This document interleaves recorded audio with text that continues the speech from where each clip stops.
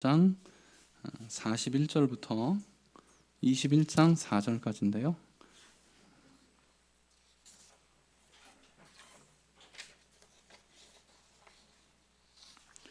본문이 그다지 길지 않으므로 우리 한 절씩 같이 교독하도록 하겠습니다. 누가복음 20장 41절부터 21장 4절까지입니다. 예수께서 그들에게 말씀하셨다. 어떻게 사람들이 그리스도를 다윗의 자손이라고 하느냐? 다윗이 시편에서 말하기를 주님께서 내 주께 말씀하셨다. 내가 내 원수들을 내 발 아래 굴복시킬 때까지 너는 내 오른쪽에 앉아 있어라 하였다. 다윗이 그리스도를 주라고 불렀는데 어떻게 그가 다윗의 자손이 되겠느냐? 모든 백성이 듣고 있는 가운데 예수께서는 자기 제자들에게 말씀하셨다. 율법학자들을 조심하여라. 그들은 예복을 입고 다니기를 원하고 장터에서 인사받는 것과 회당에서 높은 자리와 잔치에서 윗자리를 좋아한다. 그들은 과부들의 가산을 삼키고 남에게 보이려고 길게 기도한다. 그들은 더 엄한 심판을 받을 것이다. 예수께서 눈을 들어 부자들이 헌금궤에 헌금을 놓는 것을 보시고 또 어떤 가난한 과부가 거기에 렙돈 2립을 넣는 것을 보셨다. 그래서 예수께서는 말씀하셨다. 내가 진정으로 너희에게 말한다. 이 가난한 과부가 누구보다도 더 많이 넣었다. 자, 4절 같이 시작. 저 사람들은 다 넉넉한 가운데서 자기들의 헌금을 넣었지만 이 과부는 구차한 가운데서 가지고 있는 생활비 전부를 덜어 넣었다. 아멘. 오늘 말씀은 표면적으로 복잡할 것이 별로 없죠. 자, 우리가 이 예루살렘 논쟁이 여기 21장 4절에서 이렇게 마무리가 되는 겁니다. 계속해서 예수님에게 질문을 던지던 사람, 그 예수님의 대적자들이 있습니다. 이들은 예수님의 권위와 자질과 능력을 시험하는 그런 질문을 계속 던지셨고, 예수님께서는 이제 이들에게 이들의 질문에 답변하신 다음에 반대로 예수님께서 시편 110편을 인용하셔서 너희들이 다윗의 자손이라고 말하는 그 영광의 메시아를 다윗은 왜 나의 주님이라고 고백했는가? 이런 질문을 하셨습니다. 그러니까 사람들이 메시아에 대해서 메시아가 누구냐 했을 때 메시아? 메시아는 다윗의 후손이지? 이렇게 대답했는데 예수님께서 시편 110편에 다윗이 그 메시아를 가리켜서 주께서 내 주에게 말씀하시기를 그러면서 자기의 후손으로 오실 그 메시아를 나의 주님이다 이렇게 말을 했다는 거죠. 서기관들은 예수님의 질문에 대답하지 못했습니다. 이들이 예수님의 질문에 대답하지 못했던 이유는 당연히 예수님의 질문에 대해서 할 말을 몰랐기 때문입니다. 이들은 예수님의 질문을 듣고 정말 그렇구나. 다윗이 자기의 후손으로 오실 이에게 나의 주님이라고 말했구나. 왜 그랬지?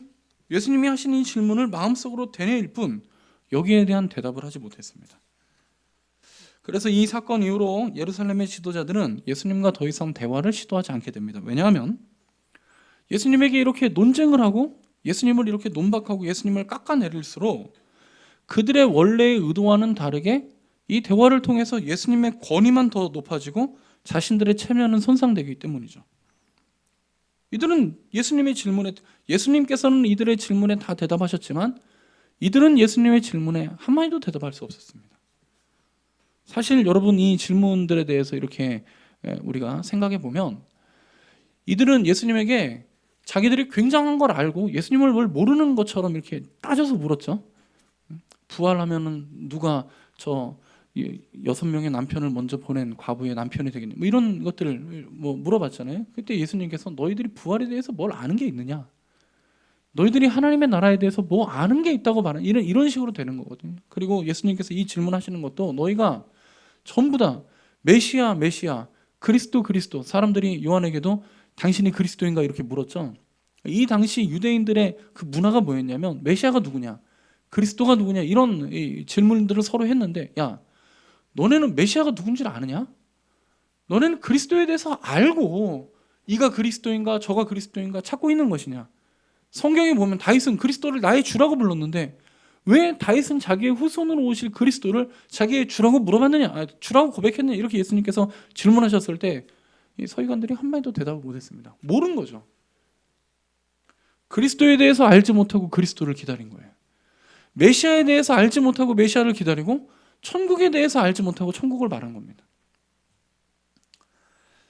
그래서 이들은 예수님과의 대화를 더 이상 시도하지 않습니다. 야, 이거 말을 하면 할수록 예수님의 권위만 더 높아지고 우리는 잃어버릴 게 많다. 그래서 예수님에게 더 이상 다가오지 않죠. 이에 주님께서도 사실상 하나님의 말씀과 하나님의 나라에 대해서 잘 알지 못하면서도 사람들에게 높임을 받기 좋아했던 서기관들이나 예루살렘 교회의 지도자들보다 작고 연약했던 그 교회에서 가난한 과부가 렙돈 2개, 이 렙돈은 이스라엘 백성들이 쓰는 화폐 단위 중에 제일 작은 단위였단 말이에요.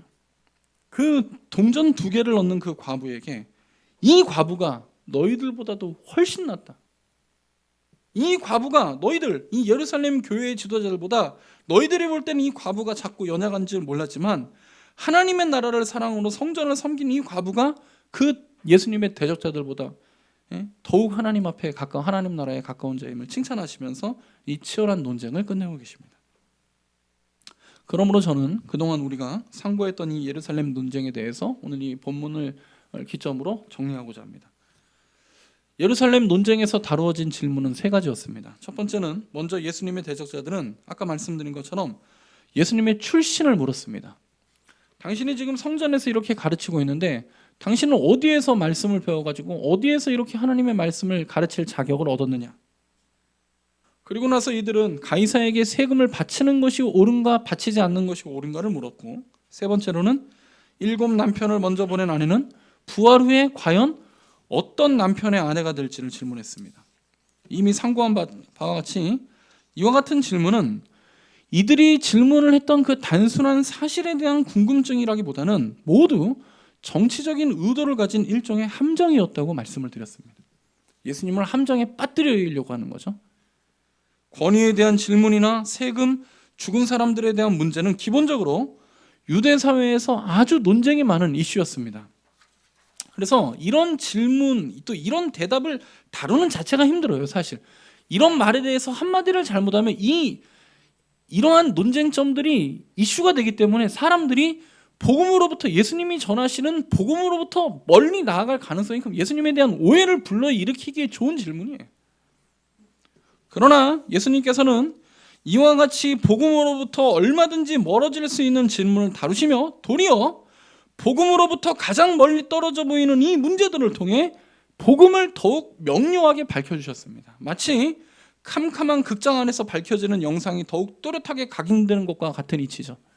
사람들은 예수님을 방해했고, 사람들은 이 예수님의 대적자들은 예수님의 말씀을 듣는 사람들로부터 예수님을 떨어뜨려 놓고자 하였지만, 예수님께서는 도리어 이러한 때에 사람들의 마음이 예수님께로 더 나오게 되는 것이죠. 그래서 유대인들이 예수님의 출신을 묻고 그 예수님의 볼품없는 출신으로 말미암아 사람들의 마음이 흔들리기를 바랐지만, 예수님께서는 도리어 하늘로부터 임하는 하나님의 나라의 능력과 권세를 사람들에게 선포하게 되셨고, 세금 문제 역시 어떤 사람들은 가이사에게 세금을 내는 것이 가이사의 통치를 인정하는 것이기 때문에 하나님의 백성으로 적합한 선택이 아니다 이렇게 주장하고, 다른 한쪽에서는 가이사를 세운 분이 하나님이시기 때문에 가이사에게 세금을 내는 것이 하나님의 뜻을 존중하는 것이라 주장하는 이 상황에서, 이 얽히고 설킨 문제에서 가이사의 것은 가이사에게, 하나님의 것은 하나님에게라고 말씀하시므로 우리의 삶과 세상을 보는 새로운 시각을 주님께서 넓혀주셨습니다.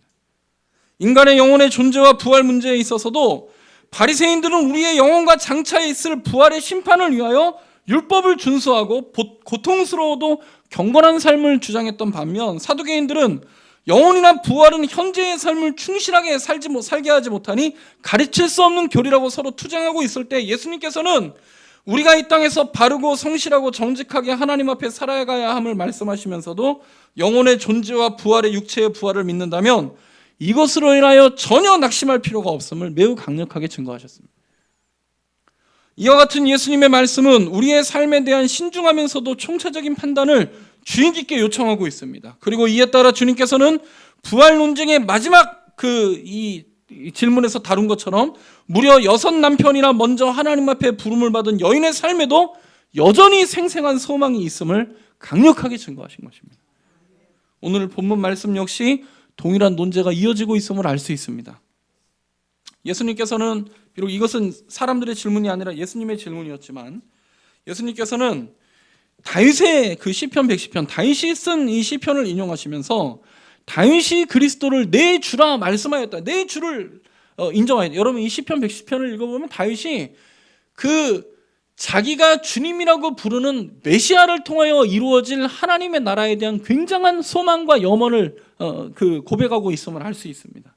다윗은 여러분이 잘 아시는 것처럼 이스라엘의 역사상 유례가 없는 훌륭한 통치자였음에도 불구하고 시편 110편, 오늘 우리가 인용한 이 20장 43절에서 42절과 43절에서 인용한 이 시편 110편에서 자기가 지금 하고 있는 이 통치, 이스라엘은 지금도 국기에 다윗의 별을 그려놓고 다윗의 나라가 회복되기를 바라고 있죠. 지금도 이스라엘 백성들은 다윗을 그리고 있습니다. 그러나 다윗은 그렇게 이스라엘의 모든 백성들이 이 존경하고 흠모하고 칭송했던 그 다윗은 하나님께서 세우실 나라는 자기가 세우는 것이 아니라 하나님께서 자기가 주로 고백하는 메시아를 통하여 그리스도를 통하여 이 나라가 세워짐을 고백하고 이 그리스도께서 세우실 나라는 자기가 지금 통치하고 세우는 자기의 나라와는 자기의 왕국과는 비할 수 없는 나라임을 고백했던 거예요.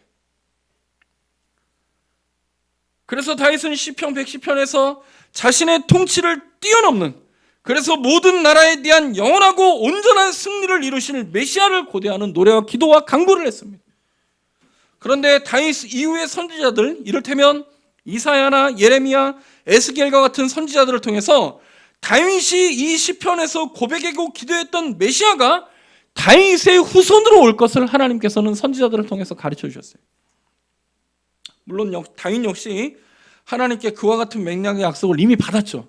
그러나 선지자들을 통하여 이 메시지가 더욱 구체화됐습니다. 그러므로 다윗과 그 다윗 이후의 선지자들의 예언을 요약하면 메시아는 다윗의 후손으로 이 땅에 오시지만 다윗이 고백했던 것처럼 다윗보다 더욱 위대하신 분이라는 거예요. 다윗이 고백했던 그 다윗보다 더욱 위대하고 더욱 뛰어난 그분이 다윗의 후손으로 온다. 다윗의 후손이 다윗보다 더욱 위대하시다. 이것이 메시지예요. 여러분은 지금 계속해서 이어지는 이 논쟁에서 반복되는 주제를 발견할 수 있겠습니까? 예수님께서는 계속해서 두 세계, 곧 하나님께서 하나님의 일반 은혜로 유지하시는 일반 나라와 하나님께서 구속의 은혜로 이 땅 가운데 세우시는 구속의 나라, 곧 교회를 함께 펼쳐 보이고 계시는 거예요. 주님께서는 하늘로부터 임한 하나님의 말씀의 능력을 이 땅의 권위만 쫓아 사는 사람들에게 나타내셨고, 속국이 되어 이방의 왕을 섬겨야 하는 정치적인 형편에서도 여전히 의연하게 하나님의 백성으로 살아가는 믿음의 능력을 지향하고 계십니다. 하나님의 나라와 이 세상의 나라가 함께 공존하고 있음을 예수님께서 설명하시는 거예요. 선포하시는 거예요. 6명의 남편을 먼저 배워낸 여인의 삶에도 부활한 이후 이 모든 상처가 회복되고 아픔이 위로받을 수 있는 천사와 같은 생명을 약속하고 계셔요. 이에게도 소망이 있어요. 그리고 다윗의 후손으로 이 땅에 오실 메시아는 그가 다윗의 후손으로 이 땅에 임하시지만 사실 다윗보다 더욱 위대한 영원한 승리를 이루실 메시아를 선포하고 계셔요. 여러분이 그리스도는 다윗의 후손으로 이 땅에 오셨습니다. 그러나 다윗보다 작은 이가 아니에요. 다윗이 그를 나의 주라고 높였어요. 바울 역시 이와 비슷한 교훈을 여러 차례 권면했는데요. 가장 유명한 것은 고린도후서 6장일 것입니다. 우리가 한 주간 고린도후서 6장을 묵상했죠. 고린도후서 6장 4절부터 10절에 보면 바울이 이렇게 고백합니다. 우리는 무슨 일에서나 하나님의 일꾼답게 처신합니다. 우리는 많이 참으면서 환난과 궁핍과 공경과 매맞음과 옥에갇힘과 난동과 수고와 잠을 자지 못함과 굶주림을 겪습니다. 또 우리는 순결과 지식과 인내와 친절과 성령의 감화와 거짓 없는 사랑과 진리의 말씀과 하나님의 능력으로 이 일을 합니다. 우리는 오른손과 왼손에 의의 무기를 들고 영광을 받거나 수치를 당하거나 비난을 당하거나 칭찬을 받거나 그렇게 합니다. 우리는 속이는 사람 같으나 진실하고 이름이 없는 사람 같으나 유명하고 죽은 사람 같으나 보라 우리가 살아있으며 징벌을 받는 사람 같으나 죽임을 당하는 데까지 이르지 아니하고 근심하는 자 같으나 항상 기뻐하고 가난한 사람 같으나 많은 사람을 부유하게 하고 아무것도 가지지 않은 사람 같으나 모든 것을 가진 사람이다. 이렇게 바울도, 이게 지금 바울이 무슨 얘기를 하는 겁니까? 예수님이 하신 말씀과 똑같아요. 두 나라가 우리에게 있다는 거예요. 두 나라가. 이와 같은 메시지는 누가복음이나 바울 서신뿐만이 아니라 창세기부터 계시록을 다 관통하는 것입니다. 여러분이 하나님의 말씀이 우리에게 줄기차게 변함없이 강조하는 것이 무엇입니까? 지금 우리가 살아가는 이 세상은 두 나라가 펼쳐져 나가고 있어요. 야곱이 신앙을 지키기 위해서 그렇게 그에게 약속된 본래의 모든 안정된 삶을 뒤로하고 바단 아람으로 떠나가서 아무도 없이 잠든 그 사막에서 잠든 그날 밤 광야에서 유숙할 때 하나님께서 하늘로부터 그가 누운 자리에 임하심을 사닥다리로 보여주셨어요. 이 사닥다리가 하늘의 성전에 이르는 제단입니다. 야곱은 이걸 알고 있었어요. 그가 모든 것을 잃어버린 자리고 모든 것을 뒤로한 자리인데 그곳이 하나님께서 그를 만나주신 자리, 하늘에 이른 자리입니다. 그 영혼이 하늘로 올라간 자리. 그 당시 사람들은 이 신들에게 자기들의 정성을 보이고 신들의 능력을 힘입고자 모두 그렇게 탑을 쌓아 올리고 성을 쌓아 올리고 산을 만들어 올렸습니다. 그러나 하늘로부터 산이 내려온 것입니다. 이것이 야곱의 사닥다리입니다. 하늘로부터 임한 하나님의 은혜가 야곱의 사닥다리, 거기였어요. 거기. 사랑하는 지체 여러분, 저는 오늘 여러분의 삶에도 이와 같은 고백이 있는지 묻고 싶습니다. 제가 궁금한 거는 여러분들이 지금 어떤 회사에 다니고 어떤 집에 살고 어떤 형편, 그게 궁금한 게 아니라 오늘 여러분들은 여러분의 삶에 하늘로부터 임한 이 하나님의 야곱의 사닥다리가 여러분에게도 있느냐는 거예요. 여러분에게로 하늘로부터 임한 이 능력이 있는지를 묻는 거예요. 내가 지금 가이사의 나라에 속해 있는지 유대 나라에 속해 있는지 나의 왕이 헤롯이든지 가이사든지 로마의 황제느냐 나의 왕이 이스라엘의 어떤 지파에 따른 그게 중요한 것이 아니라 나의 왕이 진짜 하나님이 맞느냐는 거예요. 다윗은 왕이었지만 자기의 후손으로 오실 메시아를 나의 왕이라고 불렀습니다. 오늘 여러분들은 여러분이 살아가는 삶의 자리에서 하나님께서 하늘로부터 임하시는 그 하늘의 은혜를 경험하고 계십니까? 그렇다면 여러분은 그것을 무엇으로 알고 무엇으로 증명하고 무엇으로 증거할 수 있습니까? 오늘 내 삶에 하늘로부터 임한 은혜가 있다. 나에게는 사람들이 나의 모습을 보고 나의 형편을 보고 나에 대해서 이런저런 말을 하겠지만 나에게는 그런 것들이 중요한 것이 아니라 하늘로부터 임한 이 하나님의 은혜가 나에게는 있는데 내가 이것을 무엇으로 알고 무엇으로 증명하고 무엇으로 증거하냐. 우리의 자녀들이 좋은 대학에 간 것입니까? 여러분의 사업이 번창하는 것입니까? 그것으로 우리는 하늘의 은혜가 우리에게 임했음을 알 수 있습니까? 예, 좋습니다. 저는 이러한 삶의 형편에도 하나님께서 우리의 삶을 돌보심을 분명히 믿고 있습니다. 그러나 사랑하는 성도 여러분, 하나님께서 우리를 돌보아 주신 결과와 하나님께서 우리를 돌보아 주신 이유를 착각해서는 안 돼요. 이 두 개를 뒤바꾸면 안 돼요. 이유를 결과라고 생각하지 마십시오. 하나님께서 하나님의 백성들에게 부어주시는 모든 은혜는 예수 그리스도와 그의 성령을 통하여 부어집니다. 그러므로 바울도 하나님께서 당신에게 주신 은혜를 알기 위해서는 성령께서 우리의 마음을 뜨게 해주셔야 한다고 가르쳤습니다. 사랑하는 지체 여러분, 여러분도 기도하십시오. 여러분도 하나님 앞에 간구하세요. 하나님께서 내게 주신 은혜가 얼마나 크고 얼마나 놀랍고 얼마나 귀한지, 우리의 삶의 형편을 찾아 우리가 이 하나님의 은혜를 발견하려고 하면 세상 사람들이 보는 눈과 같은 그 눈과 똑같은 눈으로 우리의 삶의 형편을 살펴보면 우리 하나님 앞에 감사할 수 없습니다. 우리도 하나님 앞에 기도하십시오. 여러분 마음의 눈을 여셔서 오늘 하나님께서 나의 삶에 이런저런 모양의 내 삶 가운데 처해 있는데 이것이 아니라 이 삶 가운데 하나님께서 나에게 주시는 이 하늘의 은혜가 어디에 임했는지 어떻게 임했는지 이 하나님의 은혜가 내게 어떻게 역사하고 있는지를 알 수 있도록 기도하십시오. 기도하지 않으면 알 수 없습니다. 뭐가 하나님의 은혜인지 모르는 거예요. 뭘 감사해야 될지도 모르는 거예요. 여러분, 하나님께서 은혜를 주셔야 우리가 감사할 수 있습니다. 예수님께서 오늘 본문의 과부를 칭찬하신 이유가 무엇입니까? 이 과부는 이걸 알았어요. 우리는 과부라는 이 단어에서 이미 방금 전에 본문에서 보았던 것처럼 사두개인의 질문 가운데 등장했던 남편이 죽고 그의 형제에게 차례로 시집갔던 여인을 떠올리게 됩니다. 과부는 어떤 사람입니까? 과부는 남편이 죽고 새롭게 시집가지 못한 여인이 과부입니다. 여러분, 방금 전에 사두개인들이 이스라엘의 율법을 들먹거리면서 이스라엘은 과부가 없는 나라였어요. 원래 하나님께서 그렇게 만드신 거예요. 과부가 없도록 하신 거예요. 그런데 현실에는 과부가 있는 거예요. 사두개인들이 말했던 그 남편 7을 먼저 보낸 여인은 사두개인들의 말 가운데 등장했지 이스라엘의 역사 가운데는 등장하지 않았어요. 이스라엘의 역사 가운데는 사실 과부가 많았습니다.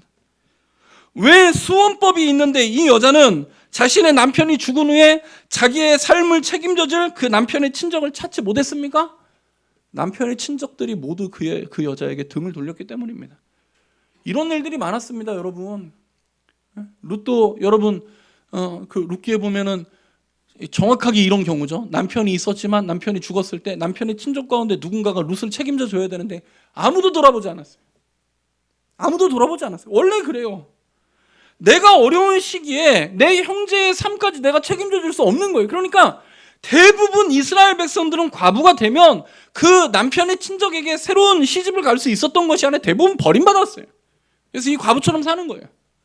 아무도 이 여자의 삶을 어루만져 주지 않았습니다. 그래서 사실 이 과부는 그 당시에 이 사두개인들이 말했던 이렇게 다시 시집을 간 여인보다 더 어려운 환경과 형편에 처해 있는 것이 사실입니다. 그녀의 모든 환경은 그에게 무엇이라고 말합니까? 도대체 너의 삶에 하나님이 어디 계신가 이렇게 묻는 거예요. 이 자기와의 싸움이에요. 묻는 거예요. 이 여자의 환경이. 하나님이 계시다면 화목한 삶을 살아가는 이들의 삶에나 있는 것이 아닌가. 궁정에서 화려한 옷을 입고 연애를 즐기는 사람들이나 하나님이 계시다 말할 수 있는 게 아닌가.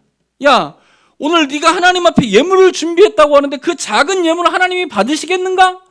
이것이 이 여인의 귀에 들려오는 이 세상의 소리였습니다. 그러나 이 과부는 이러한 삶의 도전에 무엇이라고 대답했습니까? 나는 하나님 앞에 감사하겠다. 나의 중심을 보고 받으시는 하나님 앞에 나의 삶을 들여 하나님을 찬양할 것이다. 이것이 과부의 대답이었어요. 예수님이 이걸 칭찬하신 거예요. 이 과부의 중심은 참으로 다윗과 닮아 있습니다. 여러분, 그래서 다윗과 과부는 이스라엘의 가장 높은 자와 가장 낮은 자 중 완전히 대비되는 사람이에요. 근데 예수님께서 이 과부를 칭찬하심으로, 그리고 누가가 이 과부를 칭찬하신 예수님의 이야기를 이 마지막 논쟁의 단락의 마지막에 삽입함으로써 이 과부가 다윗이 하나의 백성임을 증거하고 있습니다. 오늘 우리에게도 이와 같은 마음이 있어야 합니다. 우리를 하나로 만들어주는 것이 이 믿음입니다. 동일한 믿음이에요. 다윗을 둘러싼 환경 역시 과부의 환경 못지 않았습니다. 다윗은 평생 전장을 떠나지 않았고 화려한 승리만큼이나 치명적인 유혹도 많았죠. 사방에서 그를 높이고 그를 칭송하는 소리가 가득했습니다. 당신이 이룬 이 승리와 번영을 당신의 모든 후손들이 당신에게 감사해야 될 것이다. 이것이 다윗이 평생 들은 말이었습니다. 그러나 다윗은 그의 삶을 그의 후손에게 전적으로 의탁하며 내게는 내 후손으로 오실 나의 주가 계시며 내가 한 모든 것을 메시아께서 이루실 일에 비하면 바닷가의 모래보다 새벽에 맺히는 아침 이슬보다 적을 것이다. 이렇게 고백했어요. 이 과부의 중심하고 다윗의 중심이 완전히 일치하고 있어요.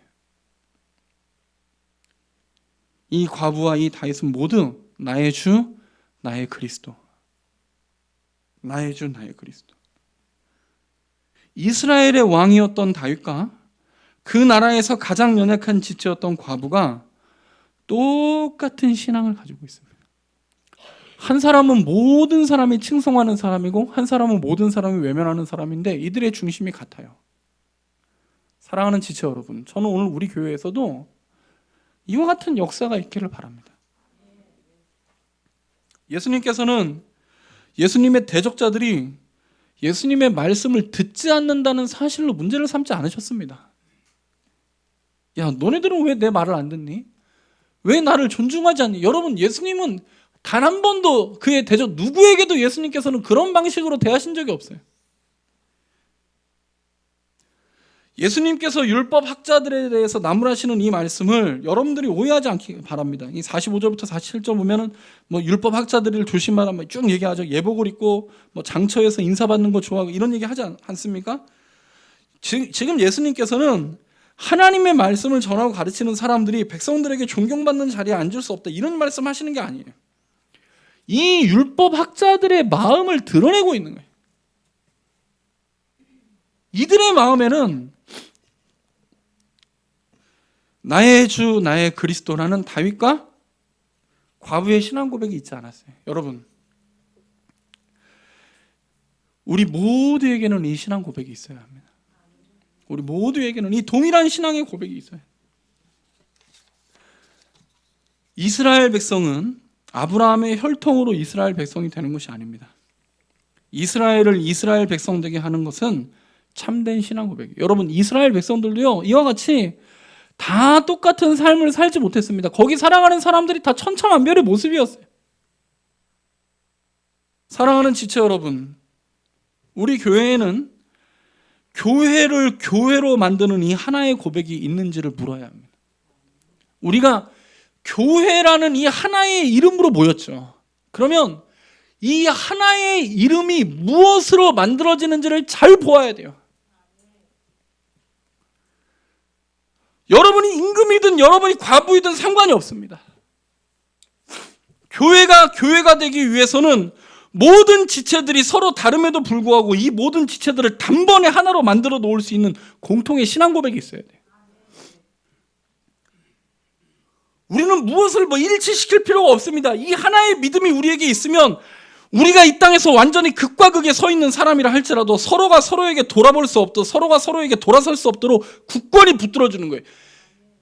교회의 지체들이 서로 돌아섰다는 것은 그 이유가 어떤 것이든지 간에, 그 이유가 어떤 무엇이든지 간에 이 하나의 신앙 고백이 없다는 걸 증명하는 거예요. 하나의, 우리 모두를 하나로 붙들어줄 수 있는 이 신앙 고백. 그리스도가 나의 주고 나의 구원자이십니다. 이 하나의 구원, 이 하나의 고백. 저는 우리 모두가 이 고백 안에 있기를 원합니다. 그렇다면 여러분, 나머지는 사실 걱정할 것이 없어요.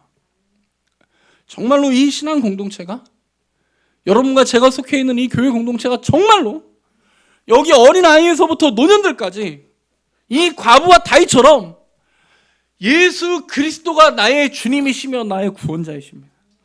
내가 그분으로 말미암아 나의 죄를 사함받았고, 그분으로 말미암아 내가 하나님의 자녀가 되었어. 내가 그분으로 말미암아 거룩함의 능력을 알고, 내가 예수 그리스도로 말미암아 예수 그리스도를 위하여 예수 그리스도를 향하여 살아갑니다. 여러분, 우리 모두에게 이 신앙 고백이 있잖아요. 그럼 우리 하나님의 백성입니다. 더 이상 걱정할 게 없습니다. 가끔 주일학교 아이들이 교회에 와서 하나님이 우리의 아버지가 되신다 하는 말을 처음 들으면 하나님 아버지와 나를 낳으시고 기르시는 집에 계신 아버지 사이에서 혼동을 일으키는 경우가 있습니다. 아이들이 처음에 이제 복음을 배우면 다 와서 보니까 하나님 아버지라고 하네. 나는 집에 아버지가 계신데 하나님을 아버지라고 해도 되나? 여러분, 집에 아버지가 계신데 하나님을 아버지라고 해도 됩니까? 됩니다. 그것은 하나님의 아버지 되심과 우리 육신의 아버지의 아버지됨이 전혀 다른 차원의 이야기이기 때문에 됩니다. 우리는 인간 아버지에게 훌륭한 아들이면서 동시에 하나님 아버지에게도 훌륭한 자녀가 될 수 있는 거예요. 이와 같은 복음의 원리는 하나님의 백성들이 이 땅에 살아가는 것이 무엇인지를 잘 보여줍니다.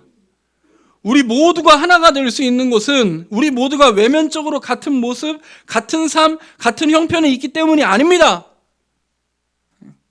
그런 게 아니에요. 우리는 뭘 인위적으로 조작해서 하나의 그런 모습을 만드는 게 중요하지.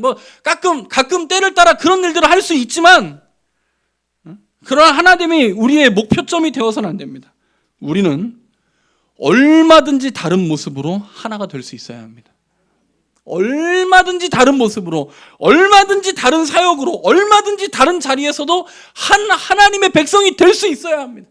우리의 삶의 자리에서 우리의 삶의 형편이 들려오는 이 세상의 소리에 귀를 기울이지 않고 오늘 이 과부와 같이 다윗과 같이 내게는 나의 주 나의 그리스도가 계신다. 우리를 하나가 되게 하는 것은 이 세상의 정치나 경제 수준이나 혹은 취미나 흥미가 아니라 하늘로부터 부어지는 성령의 감화에 있습니다. 여러분, 우리에게 이것이 확인될 수 있기를 바랍니다. 이거 확인됩니다. 아, 저 사람에게도 하늘로부터 부어지는 하나님의 은혜가 있구나. 야, 나도 하나님을 그렇게 만났었는데. 하늘의 문이 열리면서 하늘의 사닥자리가 내려오며 내가 너의 아버지가 되고 내가 너의 하나님이 된다. 야곱이 하나님을 만났죠? 그와 같은 경험이 우리에게도, 저 사람도 저 경험이 있었구나. 저 사람도 살아계신 하나님을 정말 사랑하고 저의 중심에 나의 주, 나의 그리스도의 고백이 있구나. 이것은 족하지 않습니까? 우리가 하나가 되는데 이 외에 다른 것이 필요합니까? 이 진정한 믿음의 고백이 저와 여러분의 영혼을 날마다 메아리처럼 울릴 수 있기를 주 예수 그리스도와 그의 성령 안에서 기원합니다. 여러분, 여기에 교회의 생명력과 지체들의 생명력이 이 고백에 담겼습니다. 오늘 저와 여러분들이 이 신앙 공동체 안에서 신앙생활을 해나가며 제가 여러분들에게 바라고, 그리고 제가 하나님 앞에 바라는 것이 단 하나입니다.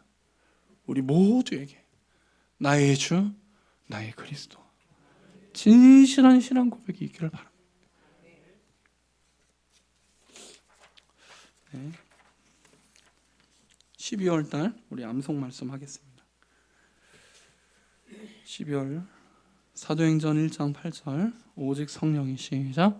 오직 성령이 너희에게 임하시면 너희가 권능을 받고 예루살렘과 온 유대와 사마리아와 땅끝까지 이르러 내 증인이 되리라 하시니라. 아멘. 다시 한번 하죠. 오직 성령이 시작. 오직 성령이 너희에게 임하시면 너희가 권능을 받고 예루살렘과 온 유대와 사마리아와 땅끝까지 이르러 내 증인이 되리라 하시니라. 아멘.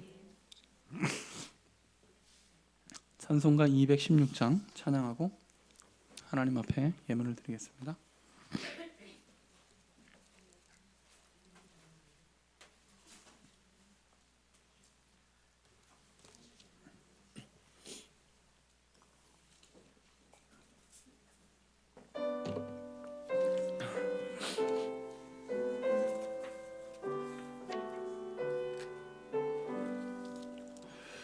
성자의 귀한 몸 날 위하여 버리신 그 사랑 고마워라. 내 머리 숙여서 주님께 비는 말 나무어 주님께 바치리까. 지금도 날 위해 간구하심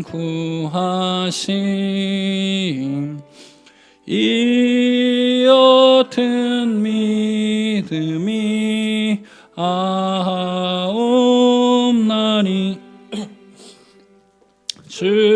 주님의 참사랑 고맙고 놀라워 찬송과 기도를 쉬지 않네. 주님의 십자가 나도 지고 신실한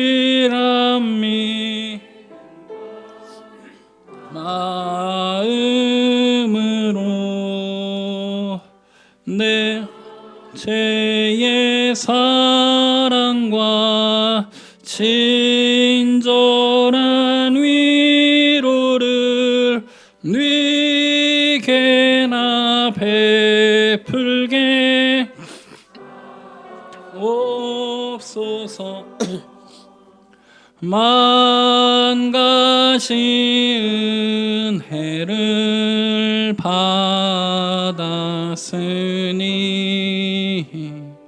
내 평생 슬프나 즐거우나 이 몸을 온전히 주님께 바쳐서 주님만 위하여 늘 살겠네. 네, 교회 소식을 몇 가지 전해드리겠습니다. 입당 예배가 12월 15일에 있습니다. 여러분들 기억하시고요. 주일 오후 5시 30분인데요. 아직 이름이 안 적혀 있는 분들이 계십니다. 꼭 이름을 참석하실 분들은 자기 이름을 직접 적어주시면 감사하겠습니다. 여러분들이 이름을 안 적으시면 제가 또 한 분 한 분 확인을 해야 됩니다. 또 이름을 안 적었으니까 이분 안 나오시겠지 이렇게 생각할 수가 없겠죠. 또 한 분 한 분 다 확인하셔야 되니까 혹시 못 나오실 분들은 꼭 미리 말씀해 주시고 나오실 분들인데 이름을 안 쓰신 분들은 꼭 이름을 써주시길 바랍니다. 5시 30분에 예배를 마치고 저녁 식사가 제공이 되니까 여러분 함께 식사까지 해주시면 감사하겠습니다.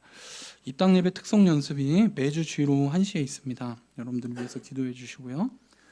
성탄 감사 예배, 신년 감사 예배 또 이렇게 주보에 공지되었으니까 기도하시고요.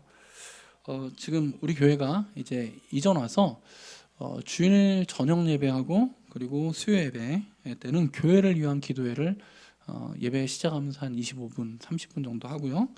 또 금요 기도회 때는 교우들을 위한 기도회도 하고 있습니다. 그래서 여러분들 매주 이렇게 우리가 또 금요일 날 같은 경우는 참석하신 분들이 기도 제목을 다 내놓고 서로 기도하는데요. 기도회에 참석하지 못하시는 분들도 기도 제목을 미리 알려주시면 저희가 기도회 할 때에 함께 기도하도록 하겠습니다. 그래서 제가 기도 제목 카드를 여기 해두었어요. 그래서 여러분들 꼭 나는 이런 기도 제목이 있습니다 하면 교회에 알려주시고, 물론 여러분들이 이렇게 알려주시는 기도의 내용들은 다 공개가 되는 거기 때문에 여러분들이 나는 이 기도의 제목이 다 공개가 돼도 좋다, 나를 위해서 기도해 주십시오 하는 그런 선에서 기도 제목을 써주셔서 교우들을 위한 기도에 알려주시면 저희가 금요일날 여러분들 사정이 여의치 못해서 나오지 못하더라도 저희가 함께 기도하도록 하겠습니다. 그리고 금요 기도회에 참여하시는 분들도 매주 기도 제목을 준비해서 오셔야 됩니다. 와가지고 생각해가서 말하는 것이 아니라 여러분의 삶을 면밀하게 들여다보시고 하나님의 말씀으로 들여다보시고 기도의 제목을 꼭 준비해서 매주 똑같은 기도의 제목일지라 할지라도 그 기도의 제목을 돌아보고 점검하는 마음으로 내놓는 것과 그렇지 않은 것은 큰 차이가 있습니다. 그래서 우리 하나님의 백성들이 늘 기도의 제목을 가지고 하나님 앞에 기도하는 삶을 살아갔으면 좋겠습니다. 오늘 공동회의가 있는데